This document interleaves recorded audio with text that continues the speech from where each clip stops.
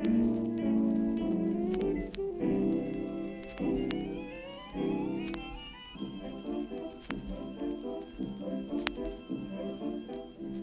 so the following evening, I brought Jim home to dinner.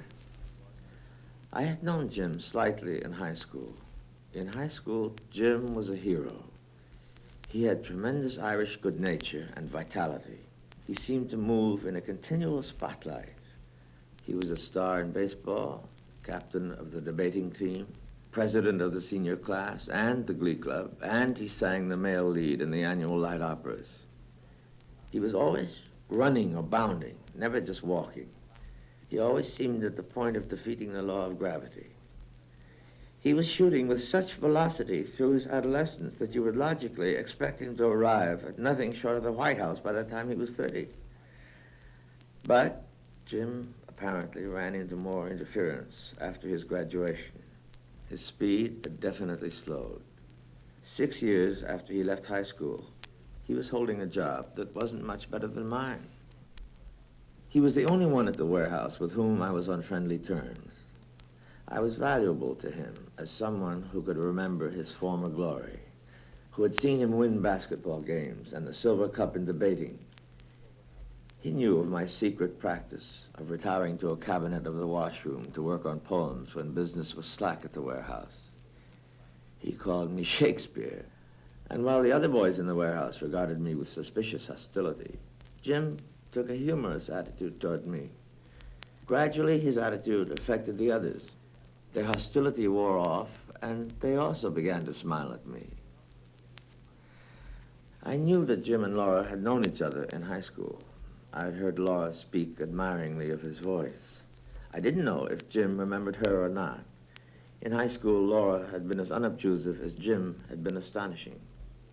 If he did remember Laura, it was not as my sister, for when I asked him to dinner, he grinned and said, "You know, Shakespeare, I never thought of you as having folks." He was about to discover that I did.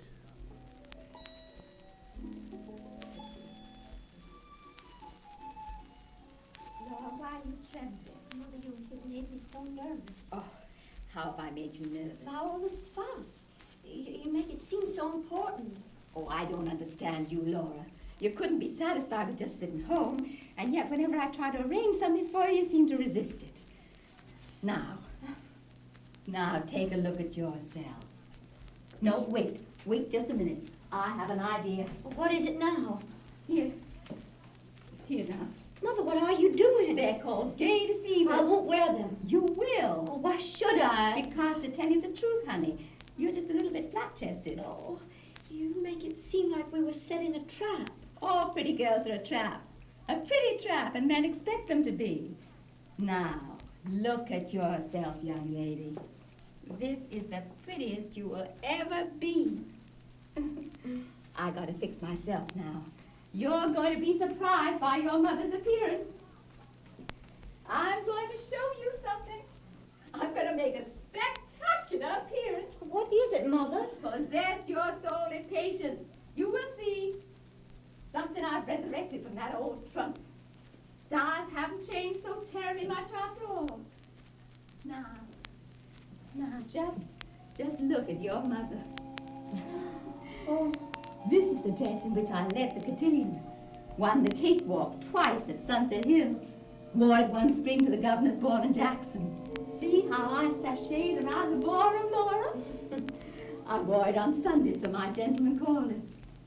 I had it on the day I met your father. I had malaria fever all that spring. The change of climate from East Tennessee to the Delta weakened resistance. I had a little temperature all the time, not enough to be serious, just enough to make me restless and giddy. Invitations poured in, parties all over the Delta. Stay in bed, said Mother, you have fever, but I just wouldn't. I took quinine, but I kept going. Evenings, dances, afternoons, long rides. Picnics, oh, lovely, so lovely, that country in May. All lacy with dogwood, literally flooded with jonquils. That was the spring I had the craze for jonquils. Jonquils became an absolute obsession. Mother said, honey, there's no more room for jonquils. And I still kept bringing in more jonquils. Whenever I saw them, I'd say, stop, stop, I see jonquils. I made the young men help me gather the jonquils. It was a joke. Amanda and her jonquils. Finally, there were no more vases to hold them. Every available space was filled with jonquils. No vases to hold them? All right, I'll hold them myself. And then I met your father. Malaria fever and jonquils. And then this boy.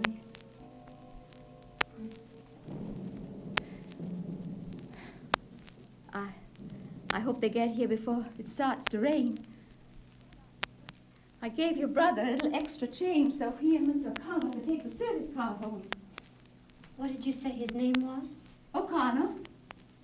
What is his first name? Oh, I don't remember. Oh, yes, I do. It was Jim. Not Jim. Yes, that was it. It was Jim. I've never known a Jim who wasn't nice. Are you sure his name is Jim O'Connor? Yes. Why? Is he the one that Tom used to know in high school? Well, he didn't say so. I think he just got to know him at the warehouse. There was a Jim O'Connor we both knew in high school. If that is the one that Tom is bringing to dinner, you'll have to excuse me. I won't come to the table. What sort of nonsense is this? You asked me once if I'd ever liked a boy. Don't you remember I showed you this boy's picture? You mean the boy you showed me in the yearbook? Yes, that boy. Laura, were you in love with that boy? I don't know, Mother. All I know is I couldn't sit at the table if it was him. Oh, it won't be him. It isn't the least bit likely. But whether it is or not, you will come to the table. You will not be excused. I'll have to be, Mother. I don't intend to humor your silliness, Laura. I've had too much from you and your brother both. So just sit down and compose yourself till they come. Tom has forgotten his keys, or you'll have to let them in when they arrive. Oh, Mother, you answer the door. I'll be in the kitchen, busy. Oh, Mother. Mother, please answer the door. Don't make me do it. I've got to fix the dressing for the salmon. Fuss. Silliness over a gentleman caller.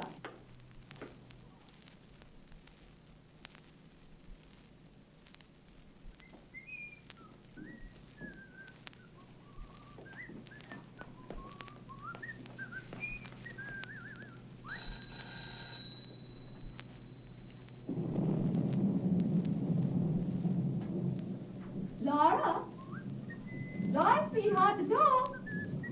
I think we just beat the rain. Mm-hmm.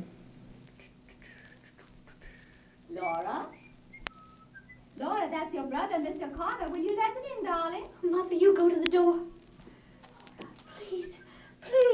What is the matter with you, you silly thing? Please, you answer, please. I told you I wasn't going to humor you, Laura. Why have you chosen this moment to lose your mind? Please, you go. You'll have to go to the door because I can't. I can't either. Why? I'm sick. I'm sick, too, of your nonsense. Why can't you and your brother be normal people? Fantastic whims of behavior?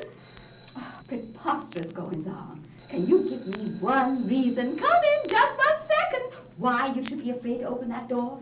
Now, you answer it, Laura. Laura Wingfield, you march right to that door. Yes, Mother.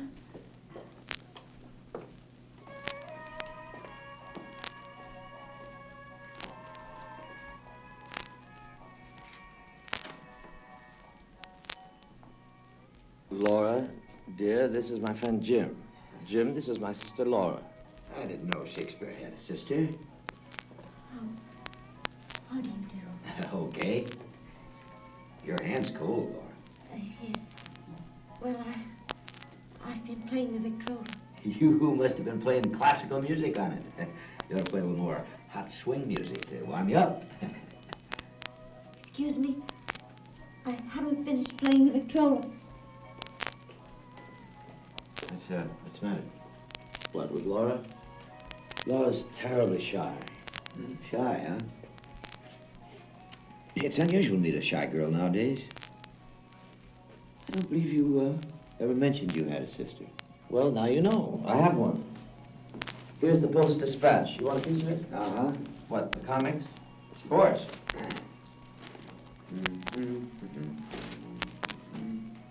Yeah. I see old Diz Dean's on his bad behavior. Yeah? Hey, where are you going? Out on the terrace.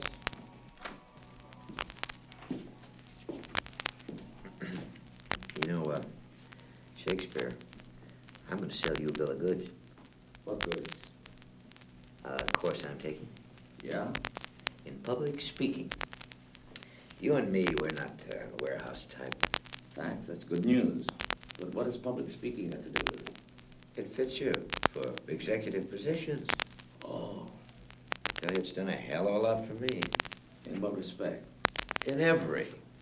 Now, ask yourself, what is the difference between you and me and men in the office down front? Brains? Nah. Ability? Yeah. Then what? Just one little thing. What is that one little thing? Primarily, it amounts to social poise. Being able to square up to people. Hold your own on any social level. Tom, Yes, Mother. is that you and Mr. O'Connell? Yes, Mother. Well, you just make yourself comfortable in there. We will, Mother. Ask Mr. O'Connell if he'd like to wash his hands. Oh, no, thank you. I took care of that at the warehouse.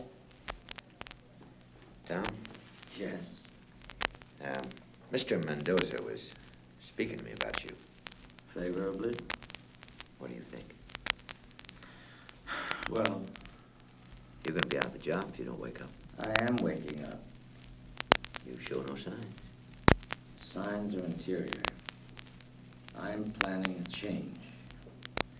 I'm right at the point of committing myself to a future that doesn't include the warehouse and Mr. Mendoza, or even a night school course in public speaking. What are you gassing about? I'm tired of the movies. Movies? Yes, movies. Look at them. All of those glamorous people having adventures, hogging it all, gobbling the whole thing up. And you know what happens? People go to the movies instead of moving.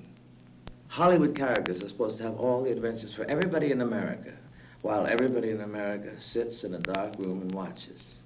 Yes, until there's a war. That's when adventure becomes available to the masses. Everyone's dish, not only Gable's. Then the people in the dark room come out of the dark room to have some adventures themselves. Goody, goody, it's our turn now to go to the South Sea Islands, to make a safari, to be exotic, far off. Well, I'm not that patient. I don't want to wait till then. I'm tired of the movies and I'm about to move. Move? Yup, When? soon. Where? I'm starting to boil inside. I know I seem dreamy, but inside, well, I'm boiling. Whenever I pick up a shoe, I shudder a little, thinking how short life is and what I am doing. Whatever that means, I know it doesn't mean shoes. Let me show you. Look, Union of Merchant Seamen. I'm a member. I paid my dues this month instead of the light bill. Oh, you'll regret it when they turn the lights off. Oh, I won't be here. Well, how about your mother? I'm like my father. He was a son of a bitch, so am I. See how he grins? And he's been absent going on 16 years. You're just talking, you drip. How does your mother feel about it? Hello? Shh. Here comes Mother. Mother is not acquainted with my plans. Where are you all? On the terrace, Mother. Oh, well. So this is Mr. O'Connell. Yeah. Introduction's entirely unnecessary. I've heard so much about you from my boy. I finally said to him, Tom, good gracious, why don't you bring this paragon to supper? Oh. I'd like to meet this nice young man at the warehouse, instead of just hearing him sing your praises so much. I don't know why my son is so standoffish. That's not Southern behavior. Let's sit down and, I think we could stand a little more fresh air in here. Tom, leave the door open. I felt a nice fresh breeze a moment ago. Where's it gone to? It's so warm already and not quite summer even. Mm-hmm. We're going to burn up when summer really gets started. However, we're having a very light supper. I think light things are better for this time of year. Same as light clothes are. Light clothes and light food are what warm weather calls for. Mm-hmm. You know, our blood gets so thick during the winter. Yeah. It takes a while for us to adjust ourselves when the season changes.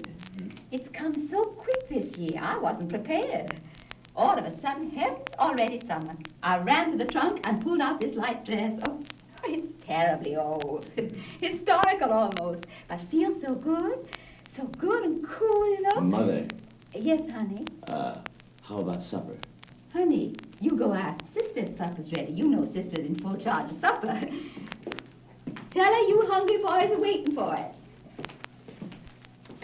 Have you met Laura? Well, she was... She let you in. Oh, good. Now you've met already. Mm-hmm. It's rare for a girl as sweet and pretty as Laura to be domestic. But Laura is, thank heavens, not only pretty, but also very domestic. I'm not at all. Oh, no, I never was a bit. I never could make a thing but angel food cake. Oh. Well, in the South, we had so many servants. Yeah. Gone, gone, gone. All vestige of gracious living gone completely. I wasn't prepared for what the future brought me. All of my gentlemen callers were sons of planters, and so, of course, I assumed that I would be married to one and raise my family on a large piece of land with plenty of servants. Sure. But man proposes, and woman accepts the proposal to vary that old saying a bit. I married no planter. I married a man who worked for the telephone company. Oh. That gallantly smiling gentleman over there, Oh, yeah. a telephone man who fell in love with long distance. Now he travels I don't even know where. But what am I going on for about my tribulations? Tell me yours. I hope you don't have any. Well, Tom, Yes, Mother? is supper nearly ready? It looks to me like supper's on the table. Oh, let me look. Oh, lovely. But where's Sister? Mother, Laura is not feeling well. She says she thinks she'd better not come to the table. What? Nonsense. Laura? Oh, Laura! Yes, Mother. You really must come to the table. We won't be seated until you come to the table. Now, Mr. O'Connor, you sit over there. And Laura Wingfield, you're keeping us waiting, honey. We can't say grace until you come to the table.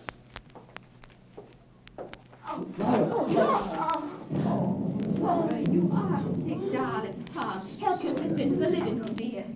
Sit in the living room, Laura. Rest on the sofa.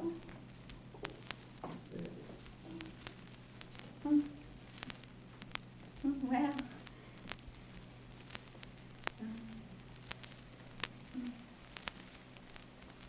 standing over a hot stove has made her ill. I told her it was just too warm this evening, but is Laura all right now? Yes.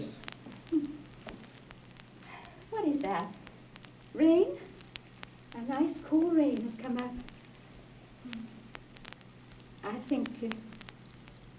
think we may have grace now.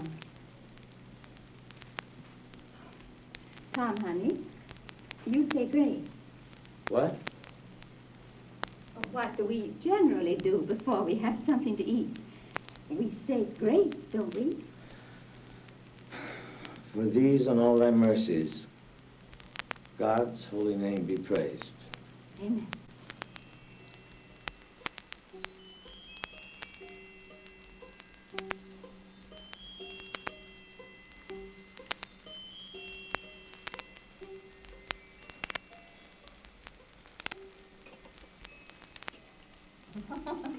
Well, Mr. O'Connor, I haven't had such a pleasant evening. Hey there, Mr. Lightbulb. Where was Moses when the light went out? Do you know the answer to that one, Mr. O'Connor? No, ma'am. What's the answer? In the dark. Oh. Yeah. Everybody sit still. I'll light the candles. Isn't it lucky we have them on the table? Now, where's a match? Which of you gentlemen can provide me with a match? Here, you are. Oh, thank you, sir. Not at all, ma'am. I guess the fuse is burned out. Mr. Connor, can you tell a burnt out fuse? I know I can. And Tom is a total loss when it comes to mechanics. Oh, be careful you don't bump into something. We don't want our gentleman caller to break his neck now, wouldn't I? Where's your fuse box? Right, can you see anything? Yes, Electricity in the street. Wasn't it Benjamin Franklin? right. We live in such a mysterious universe. Science clears up all the mysteries for us, but in my opinion, it only creates more. Have you found it yet? No, ma'am. All these fuses look okay to me. Oh. Tom, Yes, Mother? That light bill I gave you several days ago. The one I said we got the notices about? Oh, yeah? You didn't neglect to pay it by any chance? Actually, Oh, you didn't.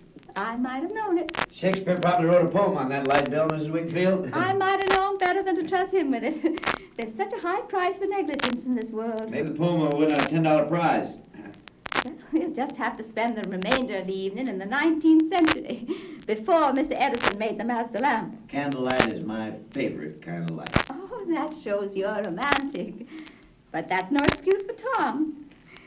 Well, we got through dinner them to let us get through dinner before they plunge us into everlasting darkness, wasn't it, Mr. O'Connor? Tom, as a penalty for your carelessness, you can help me with the dishes. Well, now let me give you a hand. Indeed you will. For something? Oh, you? Why, Mr. O'Connor, nobody's given me this much entertainment in years. I'm not exaggerating. But sister's all by her lonesome. All right.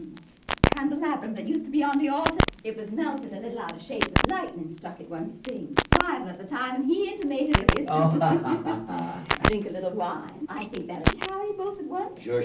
I'm Superman. Now into this apron. Hello there, Laura. How you feeling now? Better? Thank you. This is for you. A little dandelion wine. Thank you. Drunk. Fresh? Oh, No. How about here on the floor? Any objection? no. I'll, drippings. I like to sit on the floor. Mind if I do? Oh, no. Give me a pillow. What? A pillow. Oh,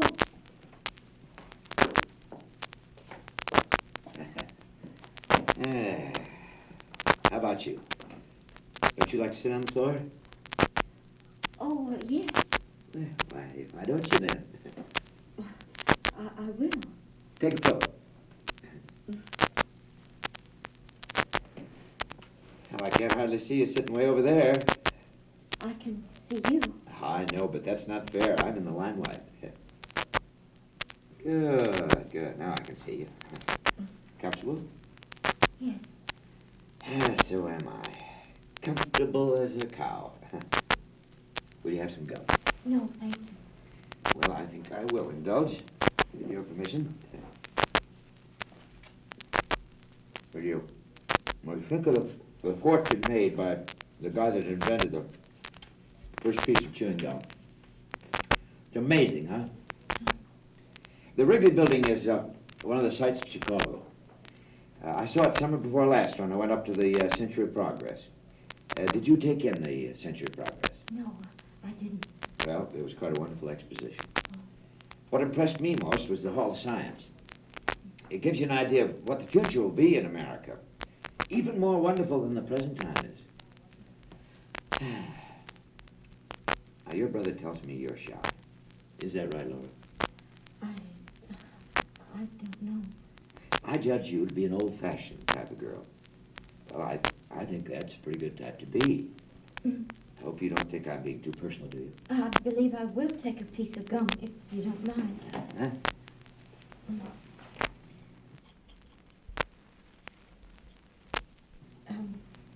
Mr. O'Connor, have you kept up with your singing? Singing? Me? Yes. I remember what a beautiful voice you have. Oh, when did you hear me sing? You say you've heard me sing? Oh, yes. Yes, very often. I don't suppose you remember me at all. You know, I have an idea I've seen you before. I had that idea as soon as you opened the door. It seemed almost like I was about to remember your name. But the name that I started to call you wasn't a name. So I stopped myself before I said it. Wasn't it Blue Roses? Blue roses. By gosh, yes. Blue roses. Oh, that's what I had on my tongue when you opened the door. Now, isn't that funny what tricks your memory plays? I didn't connect you with high school somehow or other. But that's where it was. Yes, sir. It was high school. I didn't even know you were Shakespeare's sister. Gosh, I'm sorry. Oh, I didn't expect you to. You barely knew me. But we did have a speaking acquaintance, huh? Yes, we Oh. spoke to each other. Oh. When did you recognize me? Oh, right away. As soon as I came in the door. When I heard your name, I thought it was probably you. I knew that Tom used to know you a little in high school, so when you came in the door,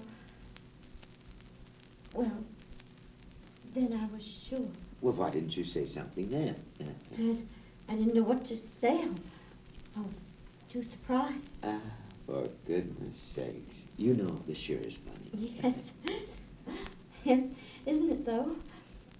Didn't we have a class in something together? Yes, we did. What class was that? It was singing chorus. Oh. I sat across the aisle from you in the org. Oh. Mondays, Wednesdays, and Fridays. Now I remember. You always came in late. Yes, it was so hard for me getting up the stairs. I had that brace on my leg. It clumped so loud. Well, now I never heard any clumping. To me, it sounded like thunder. Oh, well, now I never even noticed.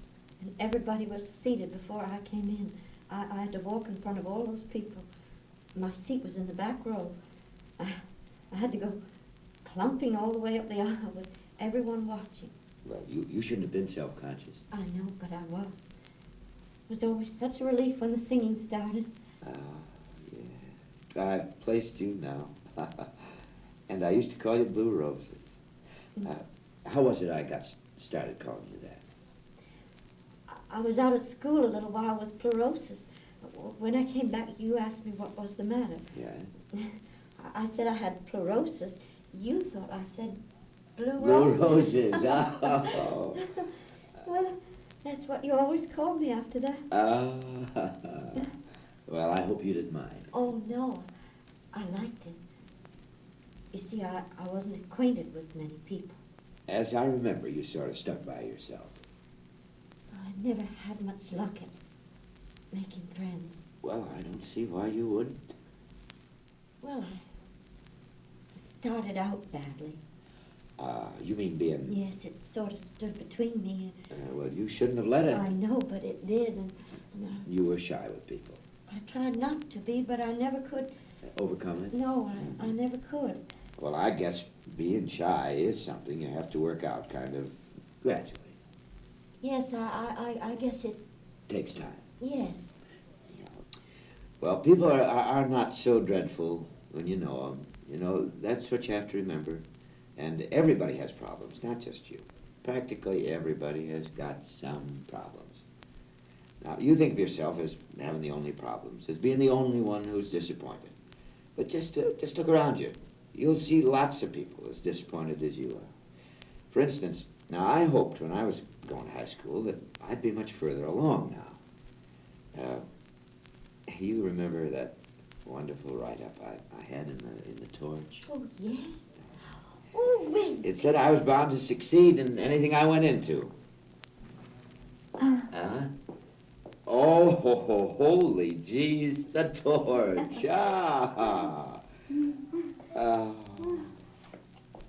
Here you are in the Pirates of Penzance. Oh, I sang the baritone lead in that operetta. So beautifully. Oh, well. Yes, beautifully. You heard Beautiful. me? You heard me, huh? All 3 times. Oh, no. Yes. Oh, all 3 performances. Yes. What? I wanted to ask you to autograph my program. Well, why didn't you ask me to? You were always surrounded by your own friends so much, I never had a chance to. Well, you should have Well, just walked. I thought you might think I was... Thought I might think you was, what? Oh, Oh, yeah, I was beleaguered by females in those days. you were terribly popular. Yeah. You had such a friendly way. I was spoiled in high school, Everybody liked you. including you. Yes, I did too. Well, well, well, well. Give me that program, Laura.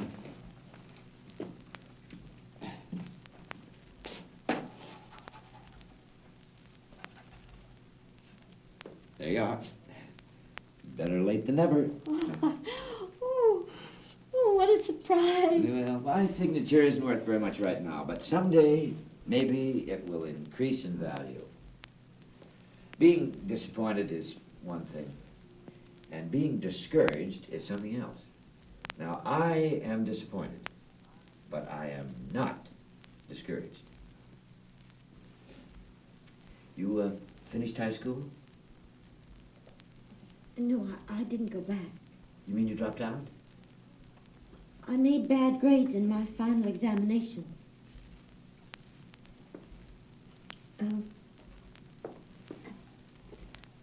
How is Emily Meisenbach getting along? Oh, that crowdhead.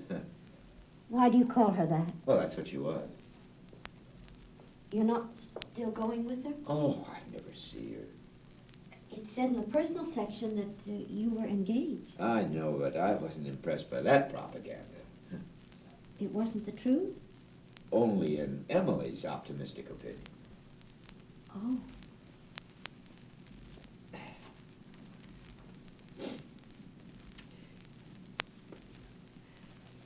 Huh?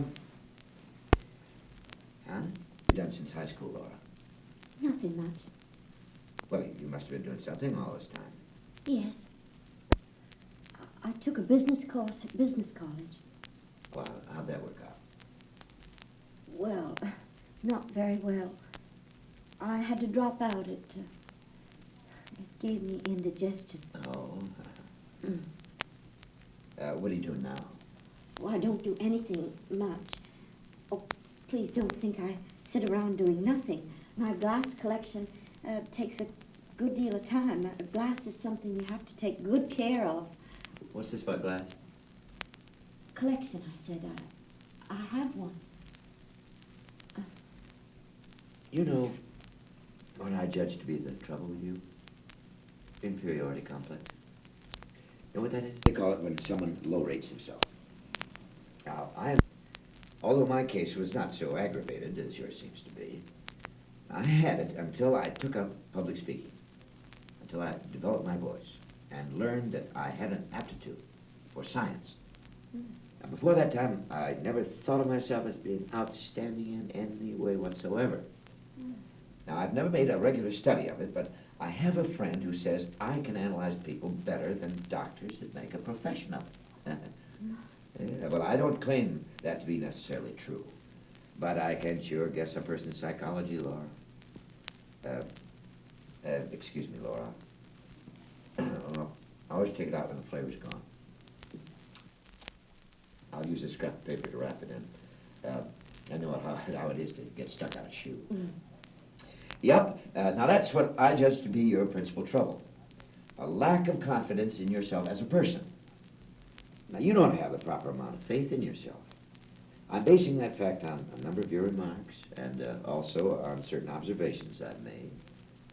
Now, for instance, that clumping you thought was so awful in high school. Now, you say that you even dreaded to walk into class. Now, you see what you did? You dropped out of school. You gave up an education because of a clump, which, as far as I know, was practically non-existent. A little physical defect is what you have. Hardly noticeable, even. Magnified thousands of times by your imagination. Now, you know what my strong advice to you is? Think of yourself as superior in some way. In what way would I think? Oh, man, alive, Laura. Just look about you a little. What do you see? A world full of common people. All of them born, all of them gonna die. Which of them has 1/10 of your good points? Oh, mine or anybody else's, as far as that goes. Gosh. Everyone excels in some one thing, some in many. All you gotta do is discover in what. Take me, for instance. Now, my interest happens to lie in electrodynamics. I'm taking a course in radio engineering at night school, Laura. On top of a fairly responsible job at the warehouse. I'm taking that course and studying public speaking. Because I believe in the future of television. Yes, sir. I wish to be ready to go up right along with it. Therefore, I'm planning to get in on the ground floor. In fact, I've already made the right connections, and all that remains is for the industry itself to get underway. Full steam. Knowledge, zip. Money, zip. Power, zip. Now, that's the cycle democracy is built on. I guess you think I think a lot of myself. Oh, no. Well, now, how about you? Isn't there something you take more interest in than anything else? Well, I do, as I said, have my glass collection. Well, I'm not right sure I know what you're talking about, now. What kind of glass is that? With little articles of it. They're ornaments, mostly. Most of them are little animals made out of glass. The tiniest little animals in the world. Mother calls them a glass menagerie. Well, here's an example of one if you'd like to see it. This is one of the oldest. It's nearly 13. Oh, be careful. If you breathe, it breaks. Well, I better not take it. I'm pretty clumsy with things. Oh, no. Go on. I trust you with him. There now. You're holding him gently. Now, hold him over the light. He loves the light. You see how the light shines through him? Yeah, it sure does shine. I shouldn't be partial, but he is my favorite one. Now, what kind of a thing is this one supposed to be? Haven't you noticed the single horn on his forehead? Oh, unicorn, huh? Mm-hmm. Now, unicorns, now aren't they extinct in the modern world? I know. Uh-huh. You poor little fella, he must feel so lonesome. Well, if he does, he doesn't complain about it. He stays on a shelf with some horses that don't have horns, and all of them seem to get along nicely together. How do you know? I haven't heard any arguments amongst them. No arguments. That's a pretty good sign. Now then, well, I sent him. Oh, put him on the table. They all like a change of scenery once in a while. Well. Look how big my shadow is when I stretch. Oh, yes. It stretches across the ceiling.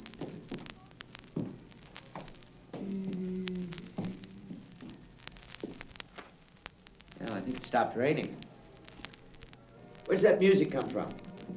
From the Paradise Dance Hall across the alley. Now, how about cutting the rug a little, Miss Winfield? Oh, Or is your program filled up? Let me have a look at it. Why, every dance is taken. I'll just have to scratch them out. Aha. A waltz.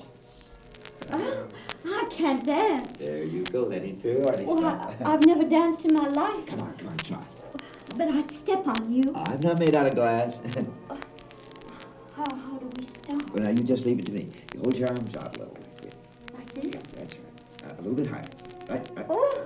Now, don't tighten up. Oh. That's the main thing about it. Relax. Oh, it's hard not to. Okay. Oh, I'm afraid you can't budge me. Oh, what do you bet I can't? Oh, goodness, yes, you can. Let yourself go now, Laura. Just let yourself go. I'm trying. Come on. I'm trying. Not so stiff.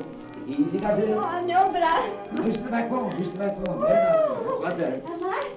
Lots better. Oh, my. Oh, my goodness. What do we get? Ooh. A table. Oh, did something fall off of it? I think. Oh. Yes, Oh, I hope it wasn't that little glass horse with the horn. yes. Oh. Is it broken? Now it's just like all the other horses. It's lost its... Yes, horn. Oh, it doesn't matter. Maybe it's a blessing in disguise. Oh, now you'll never forgive me. I'll bet that was your favorite piece of glass. Oh, I don't have favorites much. It's no tragedy. Glass breaks so easily, no matter how careful you are. The traffic jars the shelves and things fall off them. Well, still, I'm awful sorry. that I was the cause. Just imagine he had an operation. The horn was removed to make him feel less freakish. Now you will feel more at home with the other horses, the ones that don't have horns. That's very funny. I'm glad to see you have a sense of humor. You know, you're very different. Surprisingly different from anyone else I know. Do you mind me telling you that? I mean it in a nice way. You make me feel sort of, I don't know how to put it. I'm usually pretty good at expressing things, but this is something that I don't know how to say. Has anyone ever told you that you're pretty? Well, you are. In a very different way from anyone else. And all the nicer because of the difference, too. I wish you were my sister. I'd teach you to have some confidence in yourself. All the different people are not like other people, but being different is nothing to be ashamed of. Because other people are not such wonderful people. They're 100 times 1,000. You're 1 times 1. They walk all over the earth. You just stay here. They're common as weeds, but you're blue roses. But blue is wrong for roses. It's right for you. You're pretty. In what respect am I pretty? In all respects. Believe me. Your eyes, your hair are pretty. Your hands are pretty. You think I'm making this up because I'm invited to dinner and have to be nice. Oh, I could do that. I could put on an act for you, Laura. And say lots of things without being very sincere, but this time I am. I'm talking to you sincerely. I happen to notice that you have this inferiority complex that keeps you from feeling comfortable with people. Somebody needs to build your confidence up, make you proud, and instead of shy and blushing. Somebody ought to kiss you more.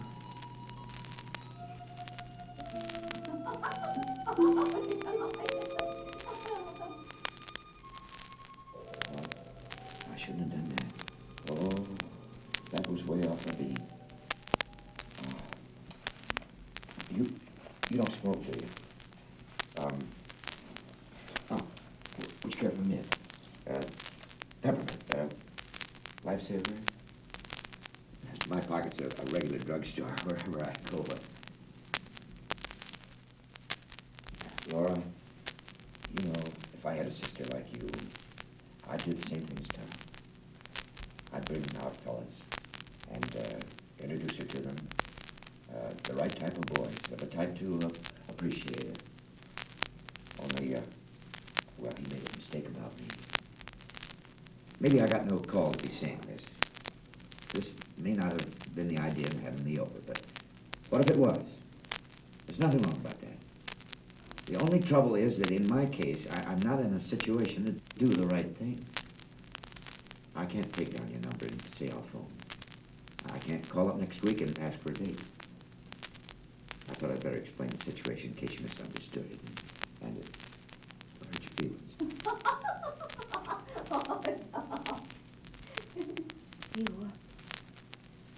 You won't call again?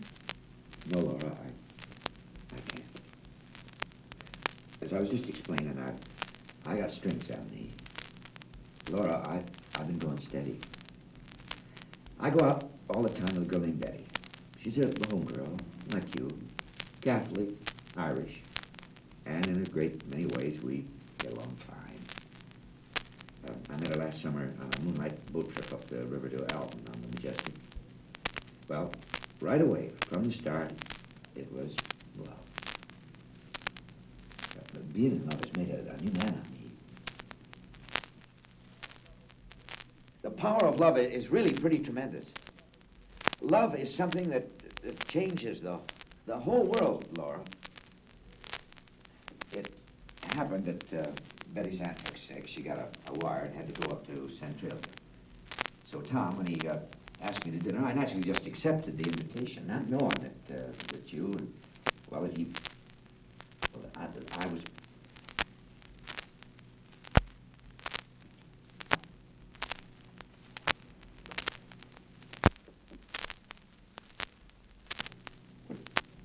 What are you giving me that for? You want me to have him? Laura? What for? Souvenir. Well. Isn't the air delightful after the shower? I've made you children a little liquid refreshment. Jim, do you know that song about lemonade? Lemonade, lemonade, made in the shade instead of the spade. Good enough for any old maid. No, I never heard it. Why, Laura, you look so serious. Well, we were having a serious conversation. Good, now you're better acquainted. Yeah. You modern young people are much more serious-minded than my generation. I was so gay as a girl. You have changed, Miss Wingfield. Tonight I'm rejuvenated. The gaiety of the occasion, Mr. O'Connor. Oh, I'm baptizing myself. Oh, yeah, let me. Oh, there now, Paris. I dumped them in, juice and all. Oh, you should have gone to all that trouble, Miss Wingfield. Trouble? Why, it was loads of fun. Didn't you hear me cutting up in the kitchen? I bet your ears were burning. I told Tom how outdone with him I was for keeping you to himself so long a time. He should have brought you over much, much sooner. Well, now that you've found your way, I want you to be a very frequent caller. Not just occasional, but all the time. Oh, we're going to have a lot of gay times together. I see them coming. Oh, just breathe that air. So fresh. And the moon so pretty. I'll skip back out. I know where my place is when young folk are having a serious conversation. Oh, don't go out, Miss Wingfield. The fact of the matter is, I gotta be going. Go now. Oh, you're joking. Why, it's only the shank of the evening, Mr. O'Connor. Well, you know how it is. You mean you're a young working man and have to keep working men's hours? Well, we'll let you off early tonight, but only on the condition that next time you stay later. What is the best night for you? Isn't Saturday night the best night for you working men? Well, I have a couple of time clocks to punch, Mrs. Wingfield. One at morning and another one at night.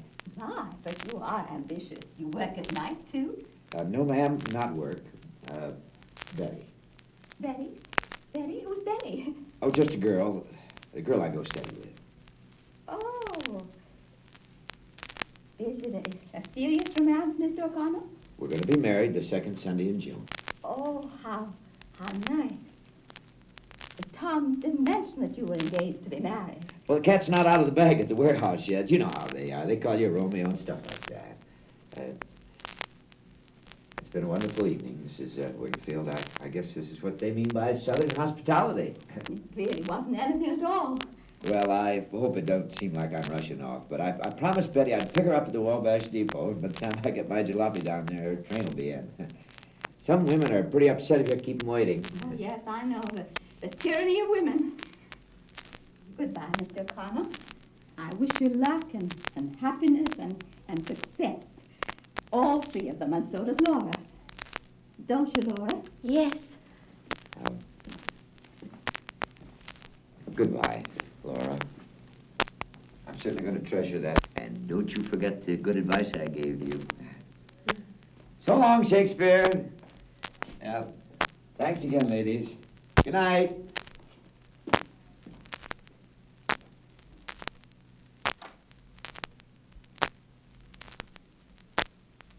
Things have a way of turning out so badly. I don't believe I would play the Victrola. Well, our gentleman caller is engaged to be married. Tom? Yes, Mother. Come here a minute. I want to to tell you something awfully funny. Has the gentleman caller gotten away already? The gentleman caller has made an early departure. What a wonderful joke you played on us. How do you mean? You didn't mention that he's engaged to be married. Jim, he's engaged? That's what he just informed us. I'll be chicken. I didn't know about that. That seems very peculiar. What's peculiar about it? Didn't you call him your best friend down at the warehouse? He is, but how did I know? It seems extremely peculiar that you wouldn't know your best friend was going to be married. The warehouse is where I work, Mother, not where I know things about people. You don't know things anywhere. You live in a dream. You manufacture illusions. Where are you going? I'm going to the movies. Oh, that's right. Now that you've had us make such fools of ourselves, the effort, the preparation, all the expense, the new floor lamp, the rug, the clothes for Laura. All for what? To entertain some other girl's fiancé. Go to the movies. Go. Don't think about us. A mother, deserted, an unmarried sister who's crippled and has no job. Don't let anything interfere with your selfish pleasures. Just go to the movies. All right, I will. The more you shout about my selfishness, the quicker I'll go. And I won't go to the movies. Tom, go then. Go to the moon, you selfish dreamer. Tom.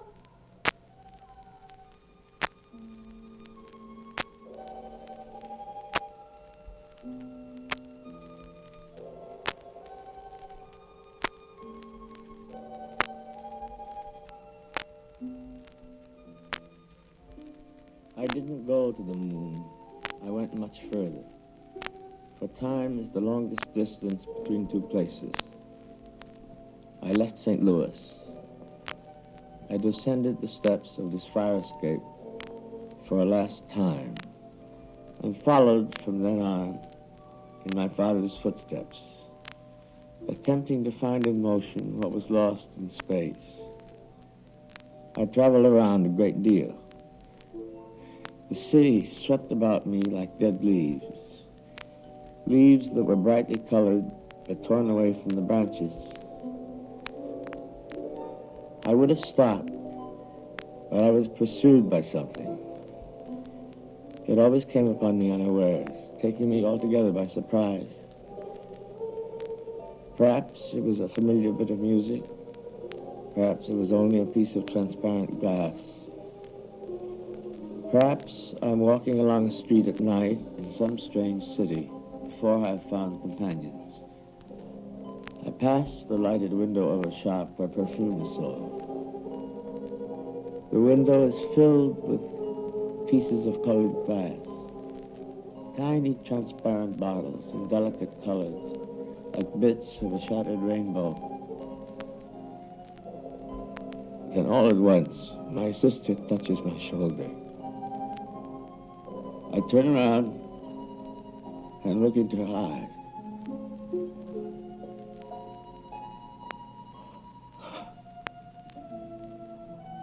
Oh, Laura.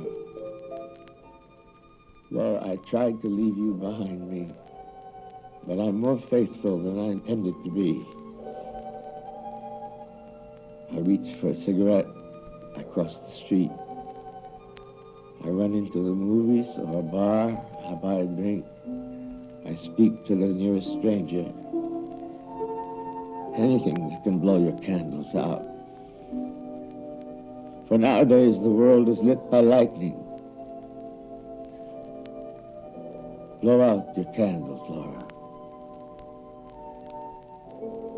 And so goodbye.